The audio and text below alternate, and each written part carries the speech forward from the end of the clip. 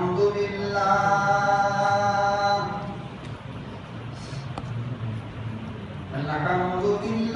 نحمده ونستعينه ونستغفره ونؤمن به ونتوكل عليه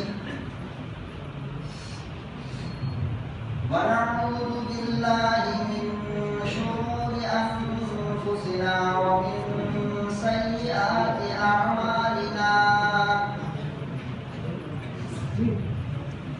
من يهده الله فلا مضل له ومن يضلله فلا هادي له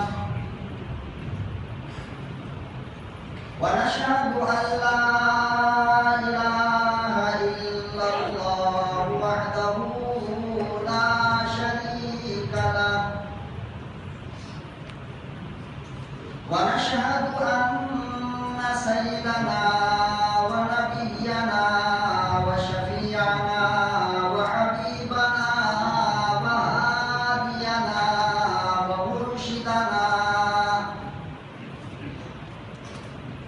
ومرشدنا ومولانا محمدا عبده ورسوله أرسله بالحق بشيرا ونذيرا وداعيا إلى الله بإذنه وسراجا منيرا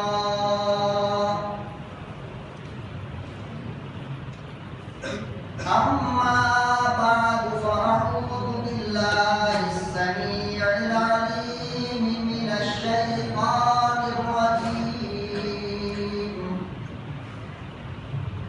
بسم الله الرحمن الرحيم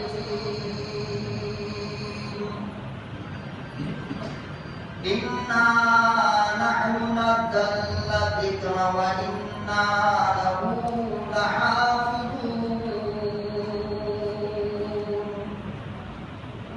وقال النبي صلى الله تعالى عليه وسلم خيركم من تعلم القرآن وعلمه صدق الله وصدق رسوله النبي الكريم ونحن على ذلك لمن الشاهدين والشاكرين والحمد لله رب العالمين.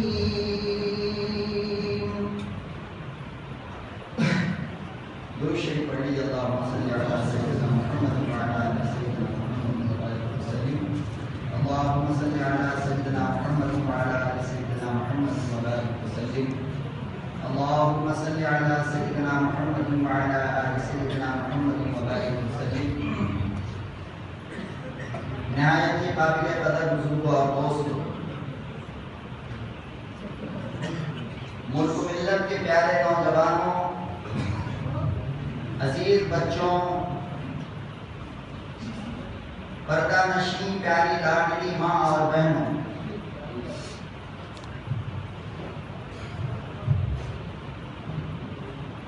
چونکہ رمضان المبارک قرآن کریم میں آیا ہے اور قرآن رمضان میں آیا ہے،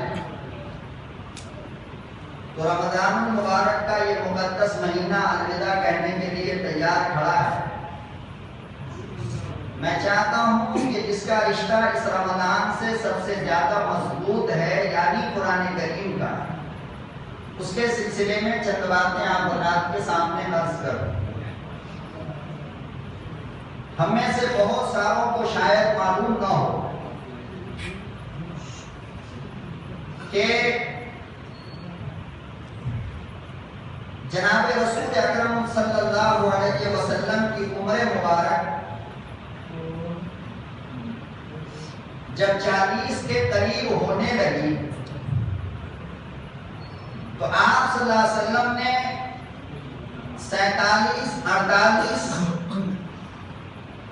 37 38 39 جب آپ کی عمر مبارک 38 39 40 سال کی ہوئی یعنی 38 سے. تو آپ صلی اللہ علیہ وسلم شہر اور گاؤں کے ماحول سے تنگ آنے لگے اور دل کے اندر ایک الجھن اور ایک پریشانی سی محسوس فرمایا کرتے.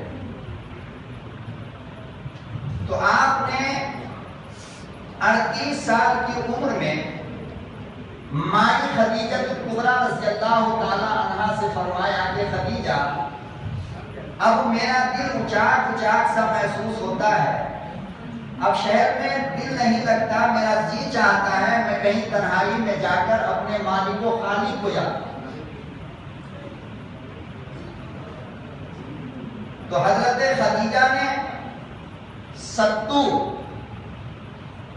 آپ جانتے ہیں کسے کہتے ہیں؟ چنے کے آٹے کو ستو کہتے ہیں، یا مکے کے جاری کا جو آٹا ہوتا ہے اسے ستو کہتے ہیں. پہلے زمانے میں لوگ یہی سب کھا کر کے صحت مند رہا کرتے تھے، اب وہ رواج رہا نہیں. تو آپ صلی اللہ علیہ وسلم کو حضرت خدیجہ نے ستو باندھ کر دیا اور ایک مشکیزے کے اندر پانی دیا. آپ صلی اللہ علیہ وسلم شہر سے نکل کر باہر غار حرا میں تشریف لے گئے. وہ تاریخ پہلی رمضان تھی.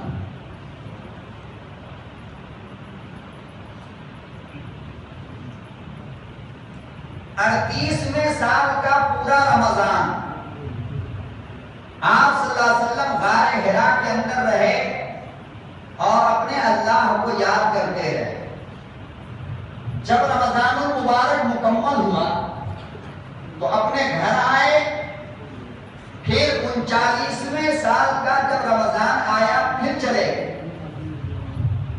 اور پھر اللہ کے ذکر میں، فکر میں اور مالک حقیقی کی حقیقی تلاش میں لگ گئے. 40واں سال کا جب رمضان کی پہلی تاریخ آئی تو آپ صلی اللہ علیہ وسلم پھر اپنے عادت کے مطابق غار حرا میں تشریف لے گئے. مسلمانوں، اپنی تاریخ کو جو قوم بھولتی ہے وہ پریشان ہوتی ہے اور اپنے تاریخ کو جو قوم یاد رکھتی ہے وہ کامیاب ہوتی ہے. 40ویں سال کے رمضان المبارک کی پہلی تاثرات جب آئی ہے، 40ویں سال کے رمضان المبارک کی جو پہلی تاثرات آئی، اپنی عبادت میں جناب رسول امی و ہاشمی سب کہہ دو صلی اللہ علیہ وسلم مشغول تھے کہ ایک دم سے جبریل امین آئے. قرآن کی پہلی وحی، قرآن کی پہلی آیت جب نازل ہوئی ہے تو رمضان کی پہلی تاثرات تھی اور وہ جمعے کا دن تھا. انگریزی اعتبار سے 22 اگست سن 610 عیسوی دوشنبہ. میں اللہ کو گواہ بنا کر بولتا ہوں کہ اگر صرف اس تاریخ کو اس نیت سے آپ نے یاد کر لیا کہ اے اللہ یہ تیرے قرآن کے نزول کا تاریخ ہے تو مجھے اس پروردگار کی ذات سے امید ہے شاید اس ادا پر اللہ آپ کی مغفرت فرمائے.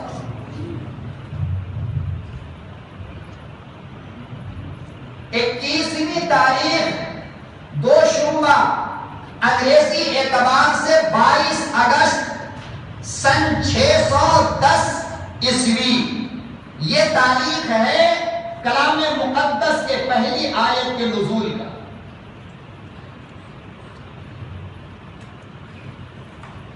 آپ صلی اللہ علیہ وسلم کے پاس جبریل امین آئے، چونکہ اس سے پہلے تو کبھی دیکھا نہیں تھا آپ نے. یہ پہلا مرحلہ ہے اور پہلا دن ہے اور سید الملائکہ آ رہے ہیں تو ظاہر بات ہے کہ گھبراہٹ تو ہوگی نا کہ آپ نے کسی کو دیکھا نہیں تھا. آپ اپنی قوم کے افراد کو جانتے تھے یا اپنی محبوب ترین بیوی خدیجۃ الکبریٰ کو جانتے تھے. یہ نئی صورت و شکل کا اور جب فرشتہ ہو تو حسن و جمال کا عالم کیا ہو، کتنا حسین، کتنا خوبصورت آئے آپ صلی اللہ علیہ وسلم کے سامنے آ کر کھڑے ہو گئے اور فرمایا کہ اقرا پڑھیے، اقرا پڑھیے۔ آپ صلی اللہ علیہ وسلم نے فرمایا کہ ماں انا بقاری، میں جاہل ہوں، پڑھا ہوا کہاں ہوں، میں پڑھنا نہیں جانتا، میں پڑھنا نہیں جانتا۔ ایک مرتبہ کہا، دو مرتبہ کہا، تیسری مرتبہ کہا۔ جب یہی جواب دیا جناب رسول اللہ صلی اللہ علیہ وسلم نے ما انا بقاری، تو جبریل امین نے ایسے سینے سے لگایا اور اپنے کلیجے سے ایسے لگا کر کے دیر تک رکھا اور چھوڑا اور فرمایا کہ اب پڑھیے اقرا۔ تو سرور کائنات، فخر موجودات، احمد مجتبیٰ، محمد مصطفیٰ، سرور کونین، سرکار دو جہاں صلی اللہ علیہ وسلم نے فرمایا اقرا۔ پہلے نہیں جانتے تھے، جب سینے سے لگایا تو جان گئے۔ پتہ چلا کہ سینے کے اندر بہت تاثیر ہوتی ہے، سینے میں بہت تاثیر ہوتی ہے۔ کتنی تاثیر ہوتی ہے کہ جو اب تک یہ کہہ رہے تھے میں پڑھنا نہیں جانتا، جب جبریل امین نے سینے سے لگایا تو فوراً پڑھا اقرا۔ کہا اقرا، کہا کہ جبرائیل تیرے سینے سے کلام مقدس میرے سینے میں اب منتقل ہو گیا ہے، اس لیے میرے لیے اب پڑھنا آسان ہو گیا۔ اسی لیے میں آپ سے کہا کرتا ہوں کہ جتنے قرآن کے حافظ ملے، جتنے عالم دین ملے، آپ کوشش یہ کرو کہ ہر حافظ میرے سینے سے چپک جائے، اور پھر اس کی جو نورانیت اور اس کی جو برکت، لیکن شرط یہ ہے کہ رسمی طور پہ نہیں ہونی چاہیے، بلکہ دل میں یہ خیال ہو کہ میرے مالک اس کے سینے میں تیرا کلام ہے، میں محنت تو نہیں کیا، لیکن اگر تو اس کے سینے سے میرے سینے میں لانا چاہے تو تیرے لیے کون بڑی بات ہے۔ جب جبرائیل کے سینے سے جناب رسول اللہ کے سینے میں جا سکتا ہے تو ہمارے اس مکر پیٹ کے مبارک مسجد کے حافظ کے سینے سے ہمارے سینے میں کیوں نہیں آ سکتا؟ لیکن شرط یہ ہے کہ نیت ٹھیک ہونی چاہیے۔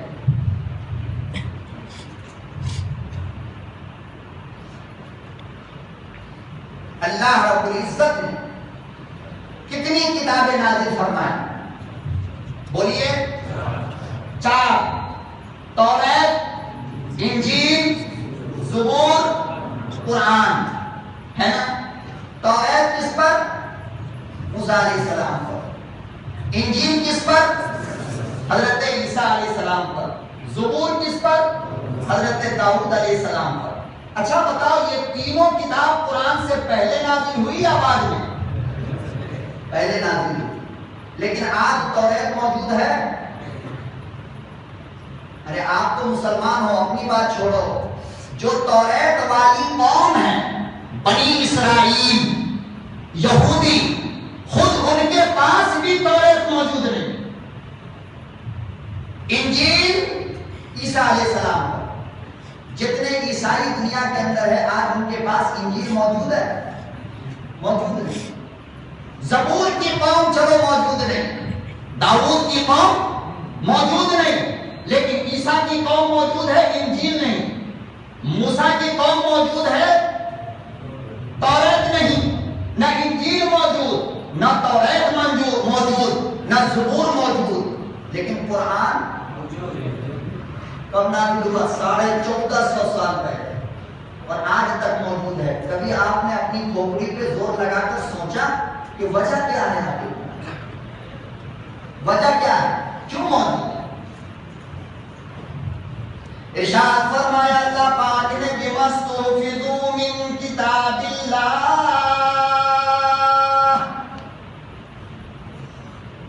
فرمایا موسیٰ توریت میں دے رہا ہوں، حفاظت تم خود کرو۔ فرمایا عیسیٰ انجیل میں دیتا ہوں، حفاظت خود کرو۔ فرمایا داؤد زبور میں دیتا ہوں، حفاظت خود کرو۔ اللہ پاک نے فرمایا لیکن وہ کالی کملی والے، وہ جناب رسول اللہ صلی اللہ علیہ وسلم کی امتیوں، قرآن میں دیتا ہوں، حفاظت بھی میں کروں گا۔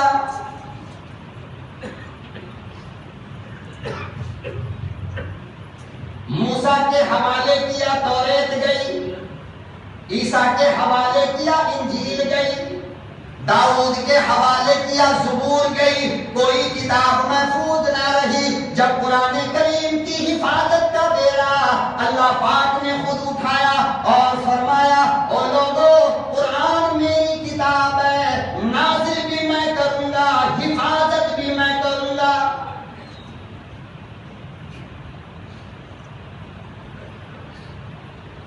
فرمایا اِنَّا نَحْنُ نَزَّلْنَا الذِّكْرَ وَإِنَّا لَهُ لَحَافِظُونَ۔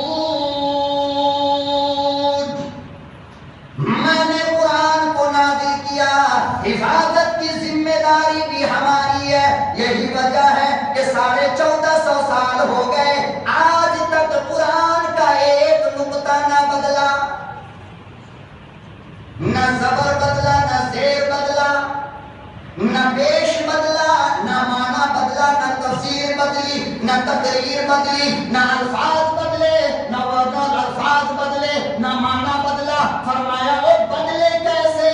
اس نے حفاظت کی ذمہ داری لی، جس نے ابراہیم کی آگ میں حفاظت فرمائی۔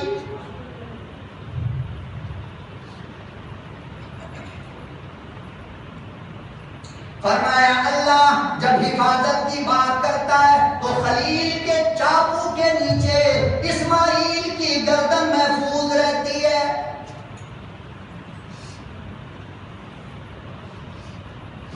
جب اللہ حفاظت کی ذمہ داری کسی چیز کی لیتا ہے تو مسلمانوں یاد رکھو کہ سولی کے پھندے پہ عیسیٰ کو ڈالنے والے نے ڈالا لیکن عیسیٰ محفوظ۔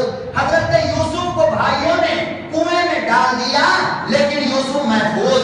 حضرت عیسیٰ حضرت ابراہیم کو آگ میں ڈالا لیکن ابراہیم محفوظ۔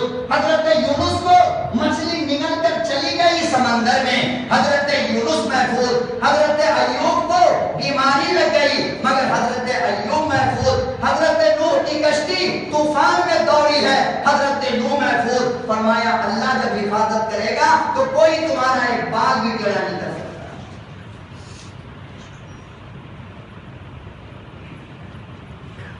حفاظت کی ذمہ داری جب اللہ لیتا ہے تو مکمل حفاظت ہوتی ہے۔ یہ سلمان رشدی پیدا ہوا تھا بغیر باپ کا بچہ، اور اس نے یہ کہا تھا کہ ہم قرآن کو بدل ڈالیں گے۔ قرآن کو کیا بدلے گا؟ کینسر کی بیماری میں پڑا ہوا ہے۔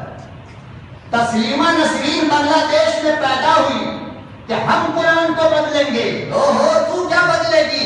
پورا خاندان کینسر کے مرض میں پڑا ہوا ہے۔ چاند مان چوپڑا بنگال کے اندر پیدا ہوا اور کہا کہ قرآن کا قانون بدلو۔ اپنی نسل سے پیدا شدہ بیٹے نے باپ کے سینے میں گولی مار کر زمین کے حوالے کر دیا۔ یہ قرآن ہے، قرآن معمولی چیز نہیں ہے۔ یہ الگ بات ہے کہ مسلمان نہ کل پہچانا نہ آج پہچانا۔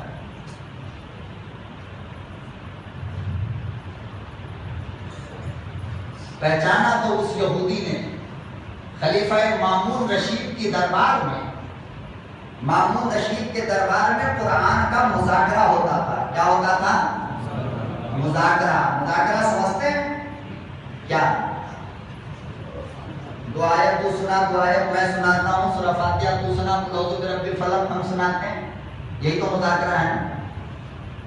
یہ الگ بات ہے کہ ہمارا مذاکرہ چائے کے ہوٹل میں ہوتا ہے، سڑک پہ ہوتا ہے، روڈ پہ ہوتا ہے۔ اور کیا مذاکرہ ہوگا معلوم ہے؟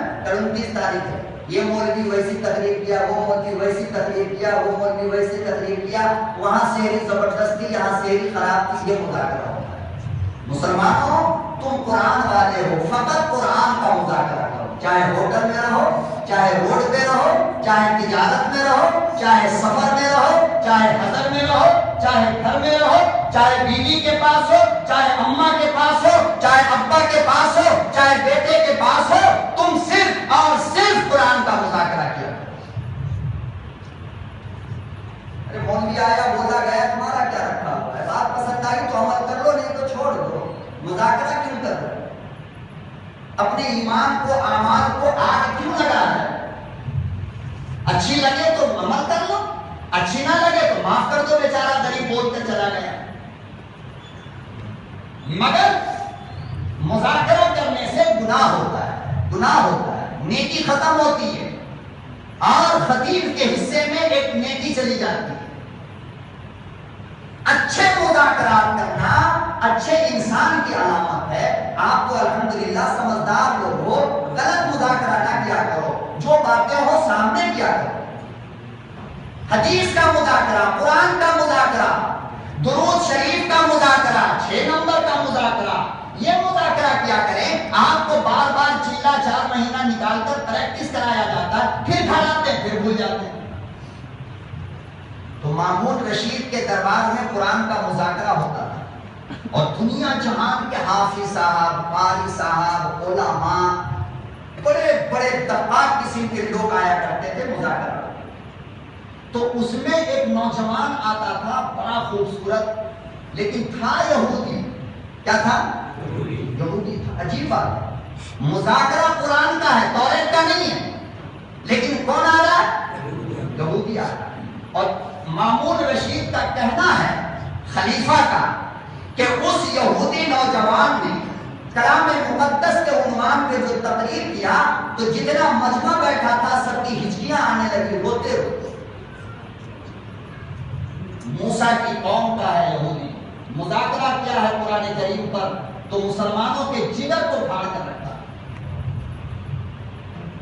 مامون رشید نے جب مجمع ختم ہو گیا تو اس نوجوان کو بلایا اور فرمایا کہ بیٹا تم مسلمان ہو جاتے تو کتنا اچھا ہوتا، ایمان لے آتے تو کتنا اچھا ہوتا۔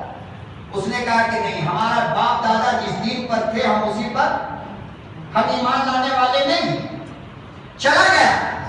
دوسرے سال جب آیا ہے، سالانہ قرآن کا مذاکرہ ہوا کرتا تھا، سالانہ مامون رشید کی عدالت میں سالانہ کلام مقدس کا مذاکرہ ہوتا تھا اور بڑے بڑے علماء کو دعوت دیا جاتا تھا، بڑے بڑے علماء۔ تو اس سال وہ جو بچہ پھر آیا نوجوان، لیکن اس سال جو آیا ہے تو سر پہ امامہ باندھے ہوا، چہرے پہ داڑھی، خطبہ شروع کیا تو کلمہ طیبہ سے۔ جب تقریری پروگرام ختم ہوا تو خلیفہ مامون رشید نے پوچھا کہ بیٹا تو گزشتہ سال والا وہی یہودی نہیں ہے؟ کہا کہ ہاں گزشتہ سال والا یہودی ہوں، لیکن اب میں قرآن والا مسلمان ہوں۔ کہا کہ میرے کہنے پر تو مسلمان نہیں بنا، کیسے مسلمان بن گیا؟ آئے دلچسپ واقعہ سنایا، سن لو، پیٹ بھر کے سحری کھا لو، صبح بھول۔ ہنسنے کی بات نہیں، رونے کی بات ہے۔ اس سے بڑی ذلت کی باتیں اور دوسری نہیں ہو سکتی ہے کہ تم فلموں کے گانے جوانی سے لے کر بڑھاپے تک یاد رکھتے ہو، اسلامی واقعات 2 دن یاد نہیں رہتے۔ واقعہ سنایا اس یہودی نوجوان نے، کہا کہ سنو مامون رشید، میں اس وقت روئے زمین کا سب سے بہترین کاتب ہوں۔ کاتب سمجھ رہے ہیں؟ پینٹر، کاتب، پینٹر، میں زبردست پینٹر ہوں اور دنیا کی ساری کتاب میں اپنی انگلیوں سے لکھتا ہوں۔ تو واقعہ سنایا اس نے کہ میں موسیٰ پر نازل ہونے والی توریت لکھا، 3 نسخہ لکھا۔ کتنا؟ 3 نسخہ۔ اور کہا کہ ہم نے توریت کے اندر تھوڑا ہیرا پھیری کر دیا، دائیں کا بائیں اور بائیں کا دائیں، آگے کا پیچھے اور پیچھے کا آگے۔ اور کہا کہ یہ تینوں نسخہ لے کر کے، تینوں بک لے کر کے ہم یہودیوں کے بڑے بڑے گرو کے پاس گئے اور ہم نے ان کو ہدیے میں پیش کیا تو انہوں نے یوں کھول کر دیکھا اور ہم کو دعائیں دی کہ اللہ تم کو بہترین بدلہ دے، اور رکھ لیا اس نے۔ حالانکہ توریت میں کیا ہوا تھا؟ ہیرا پھیری ہوا تھا، الٹ پلٹ ہوا تھا۔ کہا کہ پھر ہم نے انجیل لکھا اور 3 نسخہ ہم نے اس کا بھی لکھا ہے، اور انجیل کے اندر بھی ہم نے چینجنگ کیا، تبدیلی کیا، بدل ڈالا، اور ہم نے عیسائیوں کو لے جا کر گفٹ میں پیش کیا اس کے پادری کو۔ تو اس کے پادری نے یوں کھول کر کے پڑھا اور ایسے آنکھوں سے چوم کر کے ہم کو دعائیں دی، کہا آپ کا بہت بہت شکریہ۔ میں واپس گھر آیا، قرآن لکھنے بیٹھا۔ کیا لکھنا ہے؟ تھوڑا اس کو بھی چینج کیا، سورہ فاتحہ کو اب الف لام میم میں ڈال دیا، الف لام میم کو سورہ فاتحہ میں ڈال دیا۔ آیا کہتا ہے کہ میں قرآن کے اس بدلے ہوئے نسخے کو ایک مولانا کے پاس لے کر کے گیا۔ مولانا نے یوں کھولا اور کہا کہ بیٹے دھاندلی کرتے ہو؟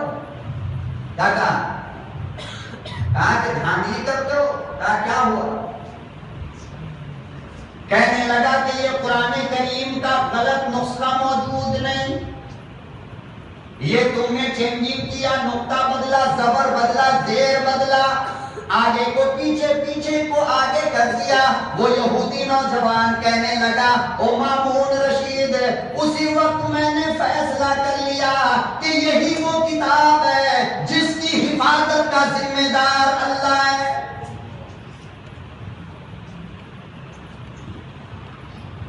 اِنَّا نَحْنُ نَزَّلْنَا الذِّكْرَ وَإِنَّا لَهُ لَحَافِظُونَ۔ جیسا جبرائیل لے کر آیا آج تک وہی ہے، قیامت تک وہی موجود ہوگا۔ مسلمانوں تم روئے زمین پہ رہو یا نہ رہو، قرآن رہے گا۔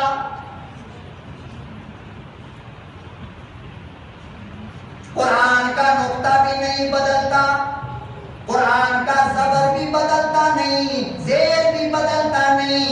اگر بدلا تو قرآن کو ماننے والا مسلمان بدلا۔ ابو بکر کو جو قرآن ملا وہی قرآن موجود ہے، عمر کو جو ملا وہی موجود ہے، ابو ہریرہ کو جو ملا وہی موجود ہے، انس مالک کو جو ملا وہی موجود ہے۔ جسے پڑھ کر ابو سعید غفاری ایمان لایا وہی قرآن موجود ہے، جسے پڑھ کر حنظلہ نے شہادت پی لی وہی قرآن موجود ہے۔ مسلمانوں جسے پڑھ کر ابو سفیان بدلا وہی قرآن موجود ہے، لیکن پورے رمضان میں سن کر تم آج تک نہ بدلے۔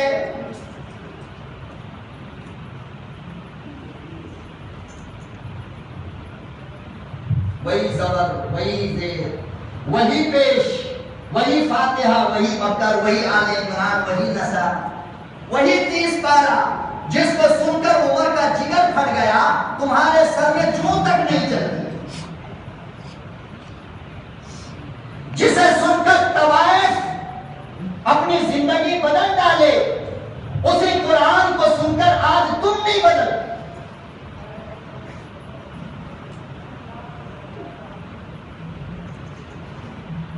اور بڑی عجیب بات ہے میرے بھائیوں کہ کلام مقدس جس کی حفاظت کی ذمہ داری اللہ نے لی، تو فرمایا کہ اے لوگوں جتنی چیز کا رشتہ قرآن سے جڑے گا سب کی حفاظت ہوگی۔ کیا ہوگا؟ قرآن کی نہیں، جتنی چیز کا لنک قرآن سے ہو جائے گا ہر چیز کی حفاظت کروں گا۔ چنانچہ دیکھو کپڑے کا 2 ٹکڑا خرید کر کے لائیے اور ایک ٹکڑا خطیب کو دے دو کہ خطیب صاحب ہندو پور والے کا گفٹ قبول کر لو، کبھی تو دیا نہیں، ایک کرچی بنا۔ تو خطیب صاحب نے لیا، کرچی بنا لیا خوشی خوشی۔ اب اس میں ناک بھی پوچھا جا سکتا ہے یا نہیں؟ بولیے نہیں۔ اب اس ٹکڑے کے اندر چپل بھی پوچھا جا سکتا ہے، اب اس ٹکڑے سے گھر کو بھی پوچھا جا سکتا ہے، اب اس ٹکڑے سے بدن بھی پوچھا جا سکتا ہے، اب اس کپڑے کے ٹکڑے سے پیشاب بھی صاف کیا جا سکتا ہے۔ لیکن اسی کپڑے کا ایک پھٹا ہوا ٹکڑا جب قرآن کا جزدان بنتا ہے، کیا بنتا ہے؟ اب مسلمان بے وضو اس کو چھونے سے بھی ڈرتا ہے۔ نہیں قرآن سے لگا ہوا ہے۔ کیا کہتا ہے؟ ایک ٹکڑا خطیب کو ملا تو غلاظت صاف کرنا درست ہے، اور ایک ٹکڑا جب قرآن سے لنک لگ گیا اس کا تو بے وضو چھونے کے لیے بھی ایمان والا۔ تیار نہیں، ایک کاغذ کا ٹکڑا جس پہ وکالت کی کتاب لکھی گئی انگریزی میں چاہے اردو میں. جب وکیل صاحب پڑھ کر کے فارغ ہو گئے تو پوری کتاب کو لے کر گئے اور کچڑے والے کی دکان پر کلو کے حساب میں بیچ دیا. بیچتا نہیں بیچتا. ڈاکٹر صاحب جب ڈاکٹری کی تعلیم حاصل کر چکے تو اپنے گھر میں پڑے ہوئے پورے MBBS اور اس کی کتابوں کو کباڑی کی دکان پہ لے جا کر کلو کے حساب میں بیچ دیا. ٹیچر MA کرنے والا BA کرنے والا جب ایگزام دے دیا تو فرسٹ ایئر کی کتاب کو لے جا کر کلو کے حساب میں بیچ دیا. تو دنیا میں جتنی بھی تعلیم تھی اور جتنی بھی کتاب تھی، جب تم بنیا کے دکان پہ گئے، چلر فروش کی دکان پہ اور کہا کہ 2 روپے کا مکسچر دے دو، تو کسی ڈاکٹر صاحب کی کتاب کو ایسے پھاڑا، اس میں ڈالر دے دیا، کہا لے کے جاؤ. نہیں. پھر دوسرے دن آئے، کہا کہ 2 روپے کا مکسچر دو، تو کوئی وکیل صاحب کی کتاب میں پھاڑا نوٹ کر کے دے کر کے بھیج دیا. پھر تیسرے دن آئے، کہا کہ 2 روپے کا دھنیا پاؤڈر دے دو، تو کسی MBBS والی کتاب کو یوں پھاڑا اور دھنیا پاؤڈر ڈال کر کے آپ کو دے دیا. آپ نے استعمال کیا اور کاغذ کو اٹھا کر کوڑے میں ڈالا. لیکن اے مسلمان کے بچوں اور اے مسلمان قوم سے تعلق رکھنے والوں، کیا تم اس بات کی گواہی نہیں دو گے کہ دنیا کی کسی بنیا کی دکان پر تمہیں آج تک سودا قرآن کریم کا ٹکڑا بھی پھاڑ کر ملا ہے؟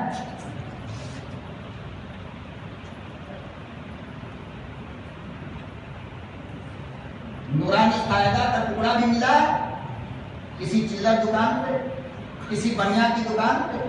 وہ دکان چاہے ہندو کی ہو، وہ دکان چاہے مسلمان کی ہو، وہ دکان چاہے یہودی کی ہو، وہ دکان چاہے نصارا کی ہو، وہ دکان چاہے عیسائی کی ہو، وہ دکان چاہے کرسچن کی ہو، وہ دکان چاہے شرابی کی ہو، وہ دکان چاہے بے نمازی کی ہو، وہ دکان چاہے حاجی کی ہو، دنیا میں کسی کی دکان ہو، اس ملک سے لے کر اس ملک تک، کنیا کماری سے کشمیر تک، مغرب سے لے کر مشرق تک، شمال سے لے کر جنوب تک، دنیا کے جس کوشے میں بھی چلے جاؤ، کسی کی دکان پر تمہیں قرآنی قاعدے کا ٹکڑا نہیں ملے. کیوں؟ اس لیے کہ جس کاغذ پہ قرآن لکھا گیا تو وہ کاغذ بھی تو محفوظ ہوگا، اس کاغذ کا بھی تو پاور بڑھے گا نا. یہ کپڑا لگا تو کپڑے کا پاور بڑھ گیا. وہ کاغذ پہ قرآن لکھا گیا تو اس کا بھی پاور بڑھ گیا. اور کتنا پاور بڑھا جانتے ہیں آپ؟ یا میں بتاؤں؟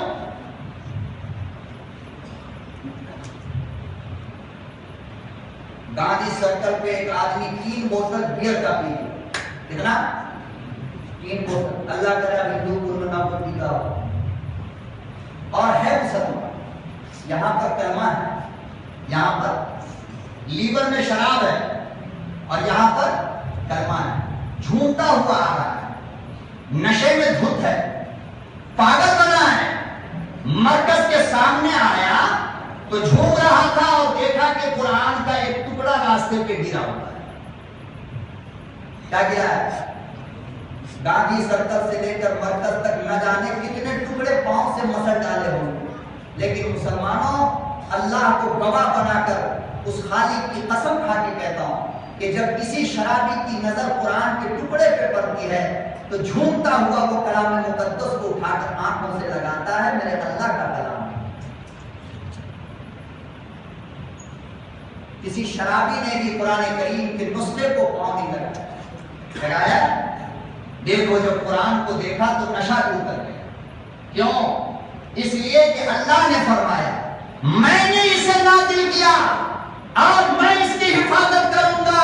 یہ قرآن بازار میں ہو تو بھی حفاظت ہوگا، دکان میں ہو تو بھی حفاظت ہوگا، مسجد میں ہو تو بھی حفاظت، مدرسے میں ہو تو بھی حفاظت، گھر کے اندر ہو تو بھی حفاظت، قیامت تک حفاظت ہوگا.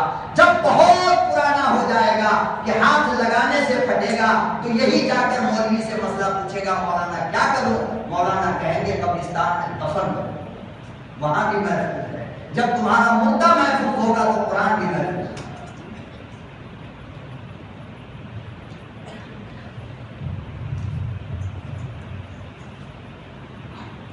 اللہ اکبر و کبیرہ، یہی شرابی گھر میں گیا، بیوی کی پٹائی کی، بہن کو مارا، ماں کو مارا، بچی کو مارا، فریج کو پھوڑا، ٹی وی کو توڑا، تمام گھر کو ویران کر دیا، مگر تاپ پہ اس کی نظر گئی، اللہ کا قرآن رکھا تھا، اب یہ سب کو مار مار کر برباد کر رہا تھا۔ اور یہی شرابی ہے، جب قرآن کریم پہ ہاتھ گیا تو بیٹی کو کہتا، او میری بیٹی، یہ اللہ کا کلام ہے، میں شرابی ہوں، ذرا اٹھا کر کنارے رکھ دے، میں ناپاک ہوں، اللہ کے قرآن کو ہاتھ نہیں لگاتا۔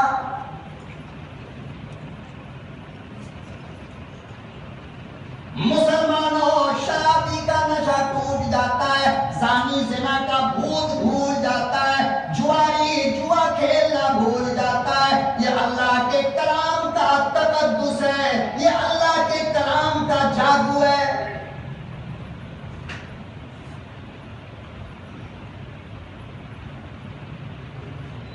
ایک سندل کی لکڑی میسور سے لا اور اس لکڑی کا ٹیبل بنا، چیئر بنا، اب اس لکڑی کے اوپر ابا بھی بیٹھے گا، اماں بھی بیٹھے گی، بیٹا بھی، بیٹی بھی، مہمان بھی، سب لوگ بیٹھیں گے نہیں بیٹھیں گے، پاک بھی بیٹھے گا، ناپاک بھی بیٹھے گا، ہر کوئی بیٹھے گا۔ لیکن ایک معمولی سی لکڑی ہندو پور کے مارکیٹ سے خرید کے لاؤ اور اس کا ریحل بنا، کیا بناؤ؟ ریحل بنا۔ ایمانداری کی بات بولو میرے بھائی، کوئی شرابی بھی ریحل کو پاؤں لگاتا ہے؟ لگاتا ہے؟ خیال بھی نہیں آتا ہے۔ کیوں؟ اس لیے کہ اللہ کا کلام رکھا ہے اس پر۔ جب قرآن سے اس معمولی لکڑی کا تعلق ہو گیا، جب رشتہ قرآن سے جڑ گیا، تو اب اس لکڑی کا مقام اتنا بڑھ گیا، اتنا بڑھ گیا، مولانا بھی بے وضو چھونے سے ڈرتے ہیں، نارے بابا قرآن ہے، ریحل ہے، تو قرآن محفوظ ہے تو لکڑی بھی دیکھو وہ لوہا رکھا ہوا ہے، کیا رکھا ہے وہ؟ سونے اور چاندی کی وہ قدر و قیمت نہیں ہے۔ آپ مسجد میں آئے تو کہا کہ اس ٹیبل کو اٹھا کر اوپر رکھ دو، اس پر اللہ کا قرآن پڑھا جاتا ہے۔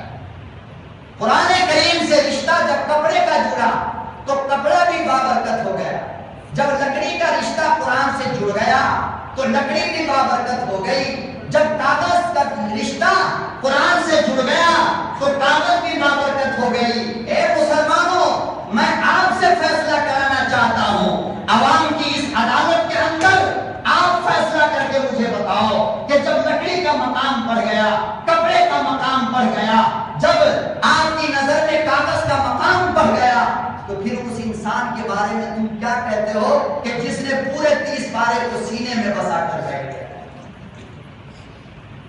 کون اس کی عظمت کا مقابلہ کر سکتا ہے؟ کون اس کی قدر و قیمت کا مقابلہ کر سکتا ہے کہ جس کے سینے میں اللہ کا قرآن محفوظ ہو گیا ہے؟ اب آپ بتاؤ کہ آسمان کے نیچے زمین کے اوپر حافظ قرآن سے زیادہ اچھا انسان کوئی ہوگا؟ ہوگا؟ نہیں ہوگا۔ لیکن جب بیٹی دینے کا نمبر آئے اور کوئی آ کر کے کہے کہ حافظ جی لڑکا ہے، نا حافظ جی کو کیا دیں گے، پاگل ہے کیا، وہ کیا کماتا ہے، کیا کھائے؟ مسجد میں بیٹھ کر کہا کہ سب سے اونچا مقام ہے۔ جب بیٹی دینے کا نمبر آیا تو کیا کہا؟ امام صاحب کو دیں گے، توبہ توبہ، ارے وہ 4000 روپیہ کمانے والا میری بیٹی کو کیا کرے گا؟ ہم تو اسے بیٹی دیں گے جو کھڑا ہو کر پیشاب کرے۔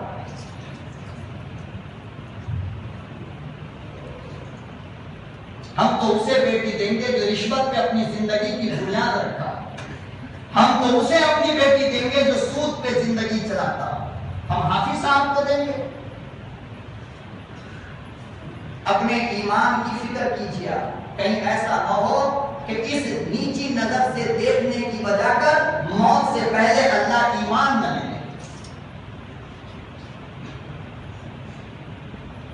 اللہ اکبر و کبیرہ، یہ وہ ہونٹ ہے، یہ وہ لب ہے، حافظ قرآن کا ہونٹ ایک طرف، ساری دنیا کے انسانوں کا لب ایک طرف۔ اللہ پاک نے فرمایا امام الانبیاء محبوب کبریا حضرت محمد مصطفیٰ صلی اللہ علیہ وسلم نے فرمایا جب تم قرآن کی تلاوت کرتے ہو اللہ کے فرشتے تیرے لب چومتے ہیں۔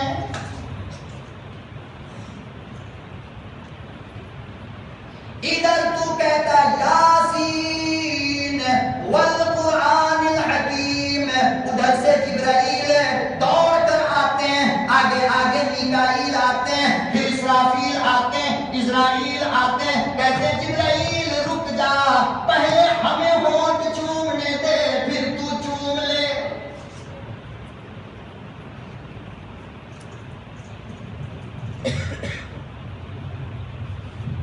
مگر مسلمانوں کتنے بد نصیب ہو کہ اب تمہاری بیٹیوں کو اس حافظ قرآن کے بستر پر بھیجنا گوارا نہیں۔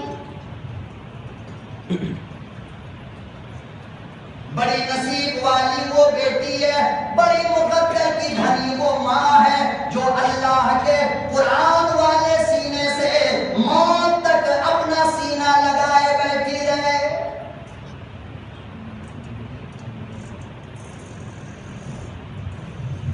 اور اگر یہ میں کہتا تو قابل گرفت باتیں تھی۔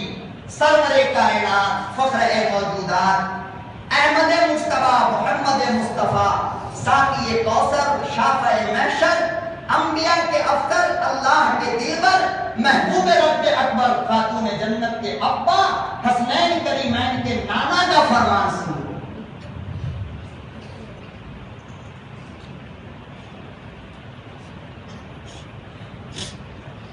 ارشاد فرمایا مدنی کریم صلی اللہ علیہ وسلم نے او لوگو گانا سننے والی کا گانا لوگ اتنا غور سے نہیں سنا کرتے جتنا غور سے جب تم تلاوت کرتے ہو اللہ پاک تیری تلاوت کو سنتا ہے۔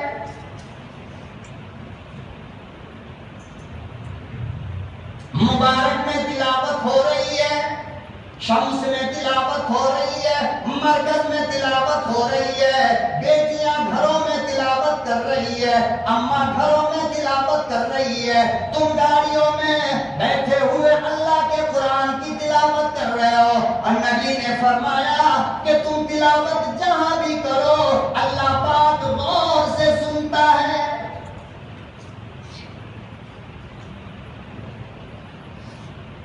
آج تلاوت کا مزاج نہ رہا، تلاوت کا ماحول نہ رہا، نہ باپ تلاوت کرتا ہے، نہ امی تلاوت کرتی ہے، نہ بیٹی تلاوت کرتی ہے، گھروں میں تلاوت کی آواز نہیں۔ ایک زمانہ وہ تھا جب گھروں سے شہد کے مکھیوں کی طرح تلاوت کی آواز آتی تھی، آج ٹی ویوں کی آواز آتی۔ ہم کہاں سے کہاں چلے آئے، کتنی اوپر سے کتنے نیچے گر گئے مسلمان۔ کبھی تو غور کرو نا، تھوڑا سوچا کرو نا، تم کتنی اعلیٰ عرفہ بلند قوم ہو، خیر امت کا تاج آپ کے سر پہ اللہ نے ڈالا، ہدایت کے لیے آپ کو پیدا کیا گیا، رہبری کے لیے آپ آئے، اور آج لوگ آپ کو دیکھ کر بھاگتے ہیں، نفرت کرتے ہیں۔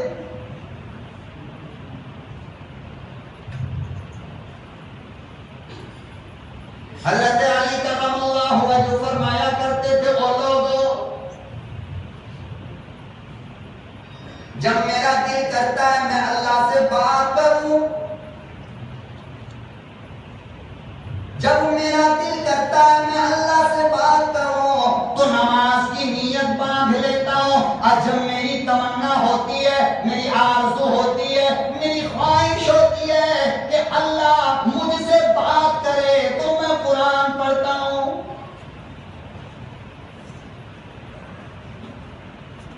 تم کیا جانو کہ جب آپ قرآن کی تلاوت کرتے ہو تو اللہ آپ سے باتیں کرتا ہے۔ جس دن یہ مزہ آ گیا رب کعبہ کی قسم تجارت بھول جاؤ، جس دن وہ مزہ آ گیا جو ابو ذر غفاری کو آیا تھا بیوی بچوں کو بھول جاؤ گے، جس دن وہ مزہ آ گیا جو عمر کو آیا تھا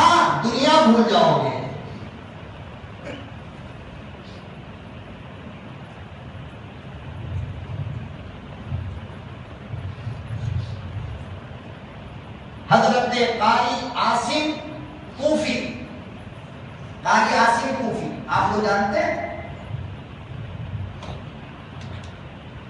قاری عاصم کوفی کو جانتے ہیں آپ لوگ؟ نہیں جانتے۔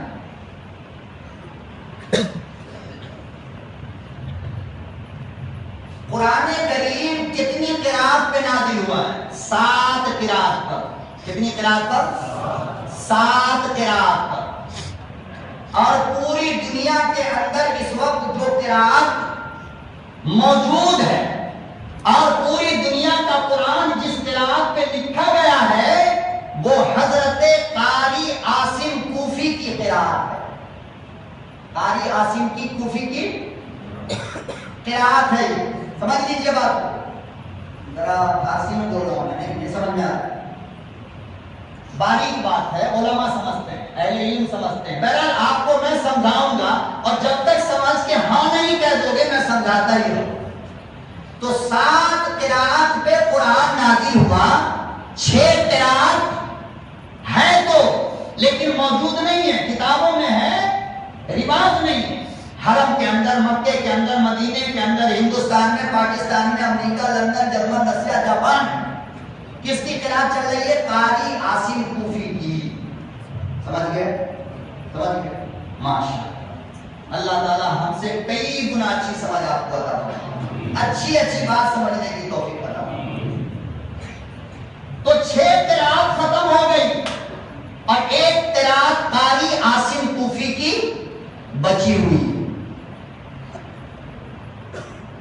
تو اب قاری عاصم کوفی کی تلاوت جو کرے گا تو پوری دنیا والے قاری عاصم کوفی کے قرآن میں مقلد ہو گئے نہیں ہو گئے؟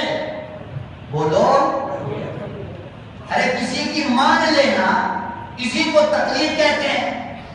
تو جب قاری عاصم کوفی کی تلاوت ساری دنیا نے مان لیا تو قاری عاصم کوفی کے مقلد ہو گئے نہیں ہو گئے؟ ہو گئے، ہوئے نا، پکا۔ اور کچھ لوگ وہ ہیں جو کہتے ہیں کہ تقلید کرنا شرک ہے۔ یہ غیر مقلد لوگ کیا کہتے ہیں؟ غیر مقلد کیا کہتا ہے کہ جتنا حنفی ہے سب مشرک ہے۔ عاصم کوفی کی تلاوت کی تقلید کرے تو مسلمان، اور ہم امام ابو حنیفہ کوفی کی تقلید کریں تو مشرک۔ یہ لوگ، ارے غیر مقلد کس کی قرآن پڑھ رہا ہے؟ کس کا قرآن پڑھتے ہیں یہ؟ عاصم کوفی کی۔ اب باقی 6 کو چھوڑ دیا، ہم بھی اسی کی قرآن پڑھے، وہ بھی اسی کا قرآن پڑھے، تو مقلد کافر مشرک نہیں ہوا۔ آج جب مسائل کے اندر، فقہ کے اندر، نماز کے اندر ہم امام ابو حنیفہ کوفی کی تقلید کریں تو کہتے ہیں کہ یہ لوگ مقلد ہے، شیطان ہے۔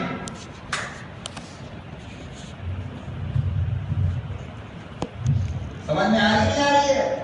جواب دے دو گے نہیں ان کو یا پھر کان جھاڑنا شروع کر دو گے؟ 2 بار آ کر کے پٹی پڑھایا اور اس کے بعد شروع کر دیتے ہو۔ میرے بھائی میں اپنی عادت سے ذرا مجبور ہوں اس لیے بول دیتا ہوں، آپ لوگوں کو برا لگ رہا ہے عادت سے، کیونکہ آپ کے ایمان کی، اعمال کی، عقیدے کی، نماز کی، روزے کی حفاظت میری ذمہ داری ہے، ہم مولویوں کی ذمہ داری ہے نا، تو ہر طرف سے آپ کو بچانا ہے نا۔ ہاں، تو کیلا بیچنے والے کیلا کے پاس ہی آئے گا اور کہے گا تم لوگ مقلد ہو، ابو حنیفہ کو مانتے ہو، تم کہو کہ بیٹا تم بھی تو عاصم کوفی کو مانتے ہو۔ بس چپ، ان کے کوئی بھی جواب نہیں دے سکتے، کوئی بھی جواب مائی تعالیٰ۔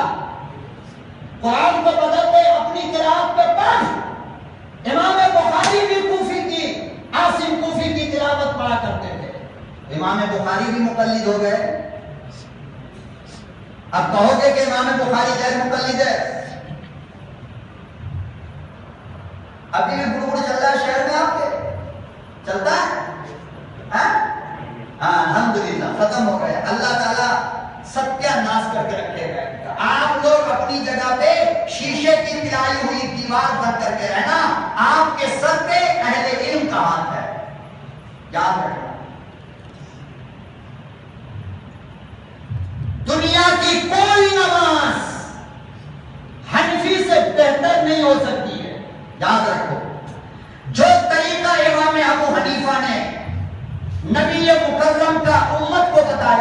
اس سے بہتر نماز کسی بیٹے کی نہیں ہو سکتی قیامت کی صبح، اس سے اچھی تراویح نہیں ہو سکتی، اس سے اچھا روزہ نہیں ہو سکتا، اس سے اچھی نماز نہیں ہو سکتی۔ ارے کسی کے بات کو مان لینا یہی تو تقلید ہے نا، اور یہ کہتے ہیں ہم تقلید نہیں کرتے، اور اماں کہے گی بیٹا 2 روپے کی سبزی اٹھا کر کے لے آ، جائے گا بازار سبزی لے کر کے آ جائے گا، یہ تقلید نہیں ہوا اماں کا؟ ارے یہ اماں کی تقلید نہیں ہوئی؟ امام تراویح پڑھا رہا ہے 8 رکعت، وہ رکوع کیا تو یہ بھی رکوع کیا، وہ سجدہ کیا تو یہ بھی سجدہ کیا، وہ سلام پھیرا تو یہ بھی سلام پھیرا، امام صاحب کی تقلید نہیں کر رہا ہے؟ اور ہم امام ابو حنیفہ کی اگر مان لے تو مشرک، ہم پہ شرک کا فتح ہے۔ بہرحال میرے بھائی تو یہ عنوان بھی نہیں ہے، میں بولنا بھی نہیں چاہ رہا، بولتا رہوں تو پھر اسی پر ساری رات بولوں گا انشاءاللہ۔ تو میں اصل چیز جو بولنا چاہ رہا تھا وہ یہ کہ قاری عاصم کوفی کی تلاوت پہ پوری دنیا کی قرات کی بنیاد ہے۔ سمجھ میں آئی بات؟ تو ایک مرتبہ یہ مسجد نبوی میں بیٹھے ہوئے پڑھا رہے تھے، اور اس طریقے سے بچے لوگ سامنے بیٹھے ہوئے تھے، سارے بچے بیٹھے ہوئے تھے، تو قاری عاصم کوفی جو پڑھا رہے تھے نا، غور سے سن لو، سونے والے بھی جاگ گئے، پڑھا رہے تھے تو منہ سے جو ہے نا جب سانس لیتے تھے تو مشک کی خوشبو آتی، کیا آتا تھا؟ اچھی بات ہے، ہم لوگ سانس لیتے تو کیا آتا ہے؟ بیڑی، سگریٹ، گٹکا۔ نماز میں کھڑے ہو جاؤ تو لگتا ہے کہ نیت توڑ کے چلے جائے۔ پیغمبر نے فرمایا کہ فرشتوں کو تکلیف ہوتی ہے تو بدبودار چیز کھا کر مسجد میں مت جایا کرو۔ تو مبارک کے بیت الخلاء میں سگریٹ پی کر 20 رکعت تراویح پڑھ رہے ہو، شرم کرو۔ میری باتیں بڑی دل کو لگتی ہے جا کر کے، مگر میں معافی چاہتا ہوں، مجبور ہوں، بولنا پڑتا ہے۔ ایسی حرکتیں نہ کیا کرو جو آداب مسجد کے خلاف۔ فرشتوں کو تکلیف ہوتی ہے، آپ سلام پھیرتے ہیں، فرشتہ آپ کے سلام کا جواب دیتے ہیں، لیکن جب ہمیں آپ کے سگریٹ کی بیڑی کی بدبو آتی ہے تو کیا فرشتے کو بدبو نہیں آ رہی ہے؟ اس لیے خدا کے واسطے مسجد میں آنے سے پہلے مسواک وغیرہ اچھی طرح کر کے آیا کرو، بلکہ عطر کی شیشی ہمیشہ اپنے جیب میں رکھو، جہاں مسجد کے اندر داخل ہو عرب والوں کی طرح پہلے عطر لگا لو پورے بدن۔ تو قاری عاصم کوفی رحمۃ اللہ علیہ جب تلاوت کرتے تھے تو منہ سے مشک کی خوشبو آتی تھی۔ ایک چلبلا شاگرد سامنے بیٹھا ہوا تھا، کہا کہ استاد جی ہم لوگ بات کرتے ہیں تو بدبو آتی ہے، آپ پڑھاتے ہو تو منہ سے خوشبو آتی ہے، وجہ کیا ہے؟ راز کی بات ہے بتاؤ۔ قاری عاصم کوفی نے کہا بیٹا پڑھو پڑھو، چھوڑو وہ بات۔ کیا کہا؟ چھوڑو وہ بات بیٹا، پڑھو۔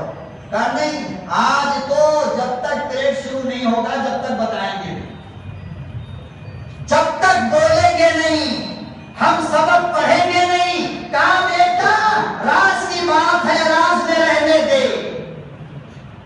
طالب علم سب بیٹھ گئے اسٹرائک پر، کہا آج نہیں پڑھنے کا، آج تو بولنا پڑے گا۔ اللہ سن لو میرے بھائی، سن لو، اور اس کے بعد دعا دے دو، عمل کی نیت کرو۔ انشاءاللہ ہم بھی اپنی زندگی اللہ کے کلام کی تلاوت سے صبح ہوگی اور شام ہوگی، اور رب کعبہ کی قسم ٹی وی آج ٹوٹے گا، قسم کھانے گا، ٹی وی ہٹے گا، تلاوت آئے گا۔ حضرت قاری عاصم کوفی رحمۃ اللہ علیہ فرمانے لگے، آنکھ سے آنسو گرنے لگا اور کہنے لگے میرے پروردگار اگر راز کو چھپاتا ہوں سبق رک جاتا ہے، اور سبق کو چلاتا ہوں تو راز کھل جاتا ہے۔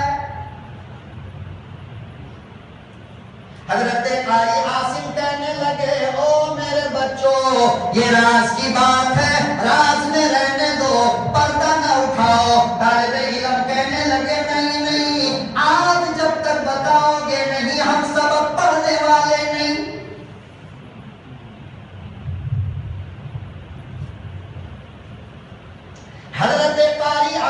صوفی کہنے لگے میری ماں میری بیٹیوں میری بہنوں غور سے سنو تم بھی رابعہ بصریہ پڑھ کر بتاؤ فاطمہ الزہرا پڑھ کر کے بتاؤ حضرت فاطمہ کہتی ہیں اللہ کی قسم ہے جب سے میں بالغ ہوئی موت تک کوئی رات ایسی نہ گئی جو میں نے 2 رکعت میں قرآن مکمل نہ کیا ہو.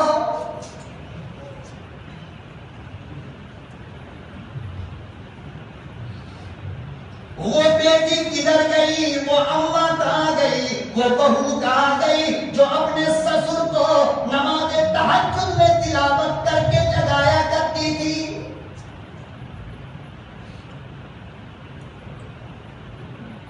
وہ بیٹی کہاں چلی گئی جو 2 رکعت نماز پڑھ کے وضو کر کے اپنے بچوں کو دودھ پلایا کرتی تھی.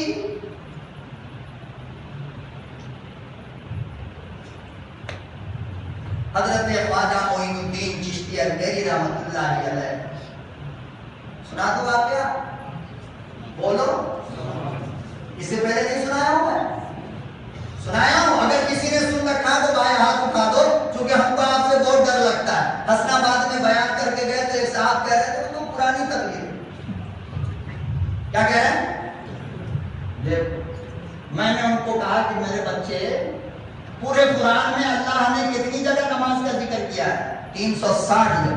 کتنی جگہ اللہ سے کہتے اللہ میاں پہلے پارہ میں تو بول دیے 38 پارہ میں کیا ضرورت ہے پرانی بات کر رہے ہو بار بار.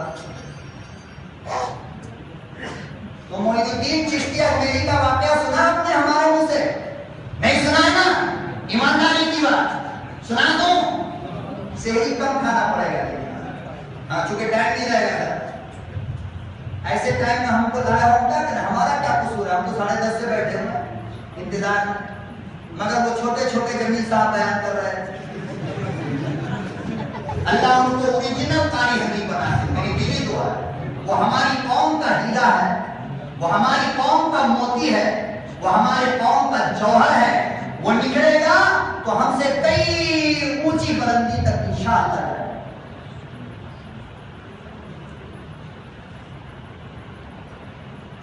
قوم کی امانت ہے. آپ ہر پروگرام میں ہر جلسے میں ان بچوں کا استعمال کیجیے تاکہ وہ نکھرے وہ چمکے اور آپ ہم جیسے گنہگاروں کے محتاج نہ بنیں.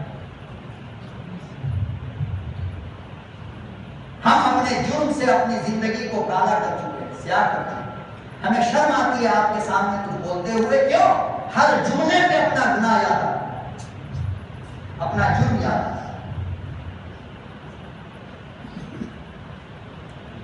بڑی خوشی ہوئی سنتا تھا آج سنا بھی بہت خوشی ہوئی.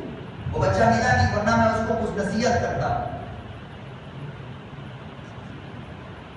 تو قوم کی امانت ہے اس کی حفاظت ہماری ذمہ داری آپ کی ذمہ داری. پروگرام میں لائیے بلائیے ہمت افزائی کیجیے کچھ انعامات ان کو دیا کیجیے کپڑے دیجیے پیسے دیجیے پیش کیجیے تاکہ ان کا جگر بڑا ہو شوق بڑا ہو. عطاء اللہ شاہ بخاری بنے حسین احمد مدنی بنے قوم کا ابوالکلام آزاد بنے.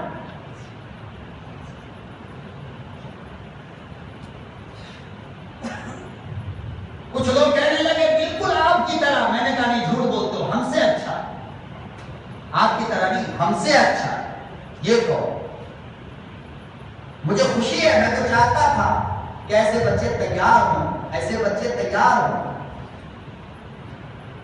تو خواجہ معین الدین چشتی اجمیری رحمۃ اللہ علیہ بنگال کے دورے پہ گئے. کیسا دورہ تھا تبلیغ کا دورہ اور جوانی کی عمر تھی. جوانی کی عمر ہے بنگال گئے تبلیغی دورے پہ 10 منٹ تقریر کیا. کتنی دیر 10 منٹ کی تقریر سن کر کے 7,000 ہندو مسلمان ہو گئے. ہم ساری رات چلائے ہیں تو ان کا پیٹ نہیں بدلتا. کیوں نہیں بدلتا؟ اس لیے کہ ہم میں قصور ہے ہم میں ہم مجرم ہیں اس لیے ہماری زبان کا اثر نہیں ہو رہا. میں آپ کو کچھ نہیں کہتا آپ تو الحمدللہ نور نلا نور آپ ہم سے کروڑوں گنا بہتر ہے. آپ کے شہر کا کتا بھی الحمدللہ ہم سے زیادہ اللہ کا وفا کرتا ہے۔ ہاں قصور میرا ہے جو باتوں میں اثر پیدا نہیں ہوگا، ورنہ 20 سال ہو گئے چلاتے چلاتے آج تک سود نہیں گیا، چہرے پہ داڑھی نہیں آئی، تلاوت کا ماحول اور مزاج نہیں بنا۔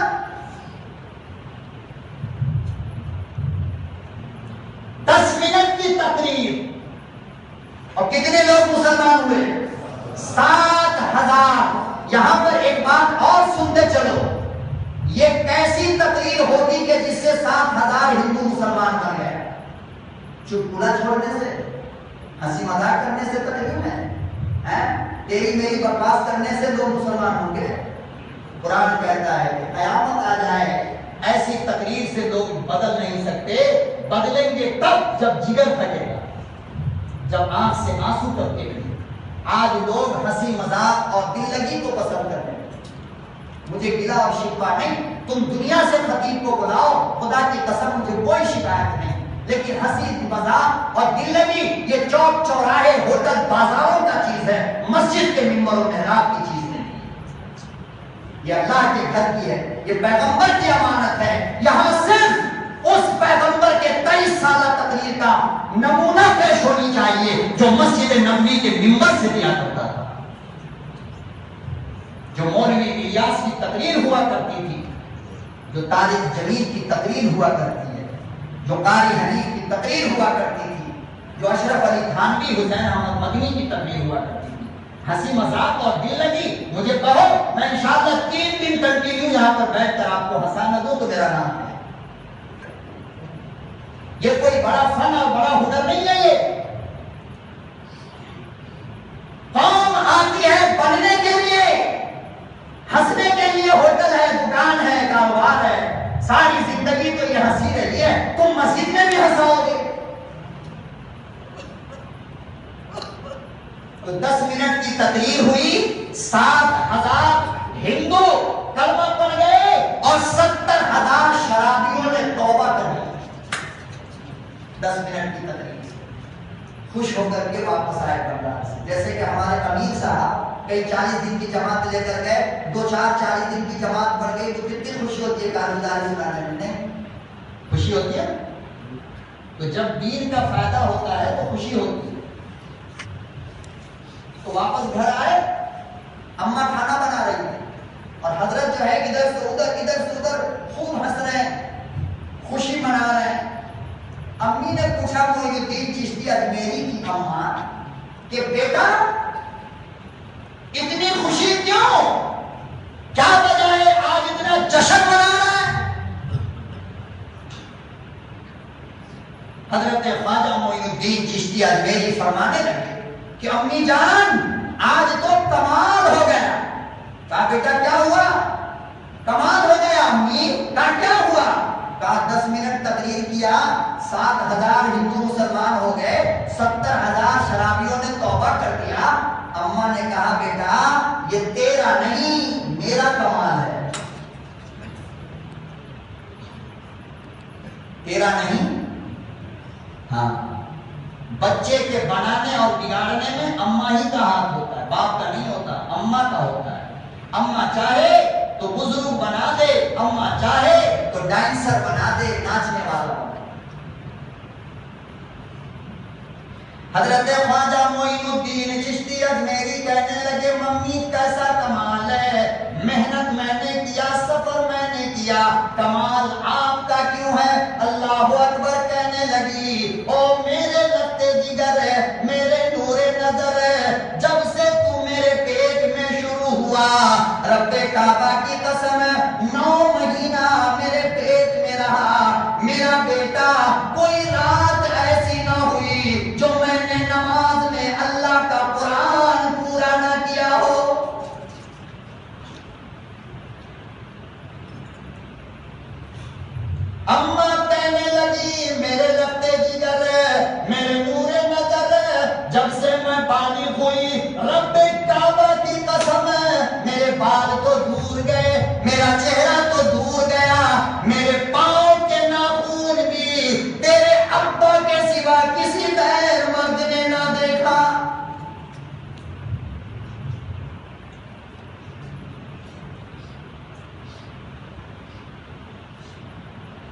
فرمایا میرے بیٹے جب سے میں بالغ ہوئی رب کعبہ کی قسم تیرے ابا کے سوا کسی غیر مرد نے میری آواز نہ سنی.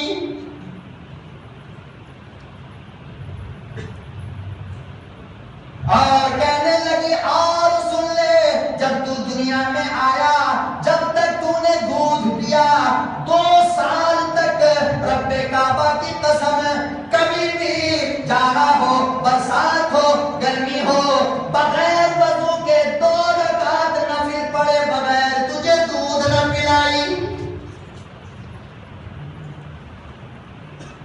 کہا کہ بیٹا یہ اماں کا کمال ہے تیرا کمال نہیں. جب امی ایسی ہوتی ہے تو معین الدین اجمیری پیدا ہوتے ہیں ولی کامل پیدا ہوتا ہے. تلاوت قرآن کا رنگ بچے کو بچے کے ماں کے پیٹ میں پہنچتا ہے. جنید بغدادی کی اماں کلام مقدس کا 15 پارہ حفظ کیا تھا. جنید بغدادی کو پیٹ میں رکھ کر کے خدا کی قسم جب پیدا ہوئے تو 15 پارے کا حافظ جنید بغدادی. تم کہتے ہو کہ مولانا صرف ہماری عورتوں کو بولتے ہو اور کسے بولے تمہیں بگاڑا تمہاری ماں نے تمہیں سنوارا تمہاری ماں.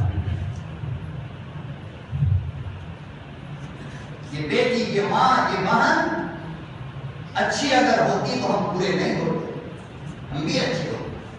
ہمیں پیٹ میں لے کر اس نے اگر فلم نہ دیکھا ہوتا قرآن پڑھا ہوتا تو ہم بھی آج کوئی ولی کامل پیدا ہوتا.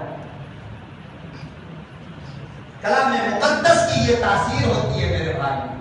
تو حضرت عاصم کوفی رحمت اللہ علیہ کہنے لگے کہ میرے بچوں رات سے پردہ نہ اٹھاؤ. بچوں نے کہا جب تک بولو گے نہیں ہم سبق پڑھیں گے.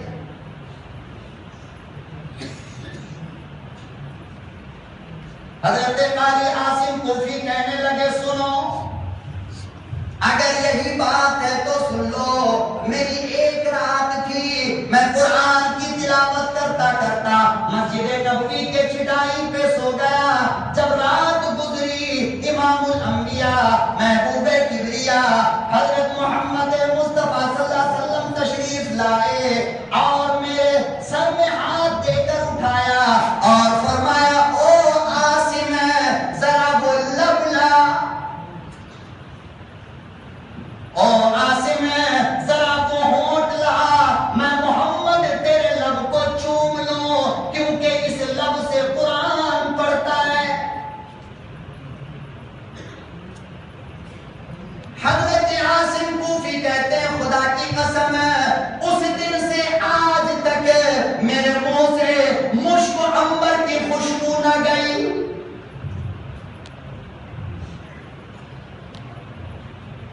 کلام مقدس فرمایا وہ کتاب ہے جس سے رشتہ جوڑو جس سے تعلق قائم کرو تمہاری بھی حفاظت ہوگی تمہارے پوری نسل کی اللہ حفاظت فرمائے گا.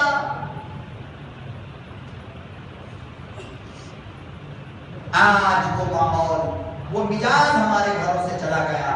اس لیے میرے بھائیوں میرے بزرگوں میرے دوستوں میں آپ سے گزارش کرتا ہوں خصوصاً اپنی ماؤں سے اپنی وفادار بہنوں سے اپنی دلدار بیٹیوں سے کہ اپنے گھر کو اللہ کے کلام سے روشن کرو اور تلاوت سے اپنے گھر کو منور کرو. ایسا نہ ہو کہ رمضان جائے اور سب کچھ چلا جائے. ایسا تو نہیں ہوگا انشاءاللہ. اللہ تعالیٰ سے دعا کر لیجیے چونکہ وقت بہت کم ہے اور سحری کے آپ حضرات کو باقاعدہ کھانا ہے کھلانا ہے. پھر انشاءاللہ آپ نے یاد کیا تو پھر آپ کی خدمت میں حاضر ہوگا اور بھی تفصیلی باتیں انشاءاللہ آپ سے کی جائے گی. اللہ ہمیں اور آپ کو عمل کی توفیق عطا فرمائے. وآخر دعوانا الحمدللہ.